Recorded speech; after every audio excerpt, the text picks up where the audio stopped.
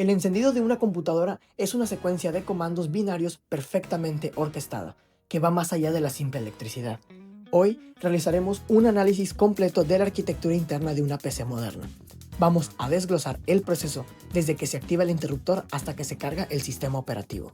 Cubriremos la secuencia de flujo de datos, la función precisa del firmware UEFI BIOS, el rol central del kernel y los mecanismos de gestión de recursos que determinan el rendimiento de su equipo. Este es el nivel de explicación necesario para entender y optimizar su propia tecnología. El proceso comienza al activar el interruptor de encendido. Este evento no energiza directamente los componentes, más bien envía una señal de power on a la fuente de poder. La fuente de poder es la unidad de conversión de energía. Su tarea es rectificar la corriente alterna de la red eléctrica en voltajes seguros de corriente continua, más 12 volts, más 5 volts y más 3.3 volts. Estos voltajes son esenciales para la operación de la motherboard, la CPU y los periféricos. Una vez que la fuente de poder verifica que estos voltajes se han estabilizado y se encuentran dentro de los márgenes de tolerancia específicos, activa la señal crítica, Power Good. La señal Power Good se transmite a la motherboard y actúa como una autorización para iniciar la secuencia de cómputo. Sin esta señal, el sistema permanece inactivo, garantizando que el hardware solo reciba energía estable. El primer software que se ejecuta en el sistema es el firmware BIOS, o su sucesor UEFI, almacenado en un chip flash no volátil de la placa base. Su función es actuar como la interfaz de inicialización de bajo nivel. El proceso principal es el POST. Durante el POST, el firmware realiza un inventario y prueba rápida del hardware crítico. Inicialización de la CPU y los controladores básicos. Detección y verificación de la capacidad de la memoria RAM. Identificación de la tarjeta gráfica y los dispositivos de almacenamiento. Si se detecta un error fundamental como una falla en la RAM o la CPU, el POST emite códigos sonoros o de pantalla, deteniendo el arranque. Una vez completado el POST, la BIOS UEFI consulta la secuencia de arranque. Busca en los dispositivos de almacenamiento un sector que contenga el bootloader o gestor de arranque. Al localizarlo, la BIOS UEFI transfiere el control de ejecución a este bootloader, completando su ciclo de vida. El bootloader, por ejemplo Windows Boot Manager o Group, tiene un único propósito: cargar el kernel del sistema operativo en la memoria RAM. El kernel es el componente central y más privilegiado del sistema operativo.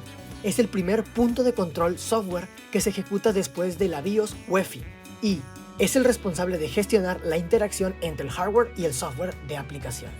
Sus responsabilidades fundamentales son gestión de procesos, asignar tiempo de CPU a los diferentes hilos de ejecución, gestión de memoria, controlar la asignación de bloques de RAM y manejar el espacio de intercambio, control de dispositivos, interactuar con el hardware a través de los drivers, que son los módulos de traducción, y la seguridad, implementar los permisos de acceso y las protecciones de memoria. En este punto, el sistema operativo ha pasado de un estado latente a uno activo y funcional, listo para ofrecer la interfaz de usuario. El sistema operativo va mucho más allá de la interfaz gráfica, es el árbitro supremo de los recursos. Asignación de tiempo de CPU. El sistema operativo simula la ejecución concurrente de múltiples aplicaciones. Utiliza técnicas de time slicing, dividiendo el tiempo del procesador en pequeños cuantos de ejecución para cada hilo de trabajo activo. Esta rápida conmutación de contexto crea la ilusión de la multitarea. Control riguroso de la RAM.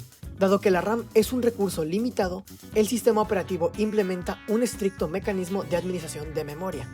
Define qué procesos residen en la memoria física y, si es necesario, qué datos deben ser relegados al archivo de paginación, que es la memoria virtual en el disco. Este proceso de relegación a la memoria virtual es el principal causante de la ralentización del sistema. Interacción con drivers y dispositivos. El sistema operativo proporciona una capa de abstracción. Las aplicaciones no hablan directamente con la GPU o la tarjeta de red. Se comunican con el sistema operativo, que a su vez utiliza el driver específico para traducir las solicitudes a comandos del hardware. La velocidad del sistema está definida por la jerarquía de la memoria, que es la arquitectura del movimiento de datos. Caché L1, L2 y L3 son las memorias estáticas más rápidas integradas en la CPU. Aquí se almacenan los datos de acceso más frecuente. La baja latencia de la caché es crucial para el rendimiento por núcleo. RAM, memoria principal. Si el dato no está en la caché, el CPU lo solicita a la RAM a través del bus de memoria. La velocidad o frecuencia y el ancho de banda de este bus determinan la tasa de transferencia de datos efectiva. Chipset, controlador de entrada y salida.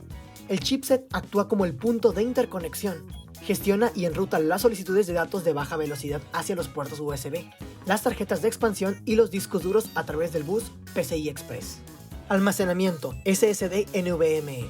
Las unidades de estado sólido de alto rendimiento se comunican a través de los carriles PCI Express, ofreciendo tasas de transferencias secuenciales elevadas, aunque con una latencia significativamente mayor que la RAM.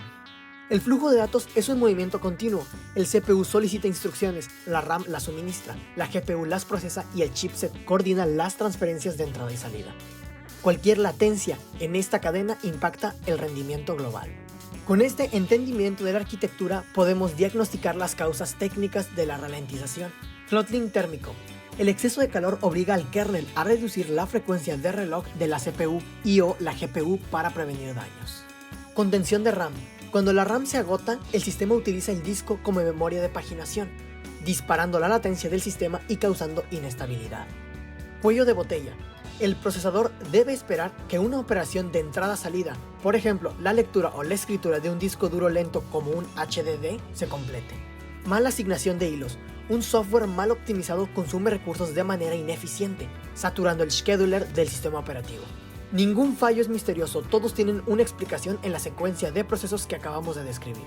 Hemos desglosado el complejo proceso interno de una computadora, entendiendo el flujo de datos desde la inicialización de la energía hasta la gestión del kernel. Si esta explicación técnica ha sido de utilidad para comprender la arquitectura de su equipo, le invito a suscribirse al canal. Aquí encontrará análisis de hardware y tutoriales con este mismo nivel de rigor y claridad. Si tienen consultas específicas sobre la jerarquía de memoria o la secuencia de arranque, por favor, déjelas en la sección de comentarios. Gracias por ver el video.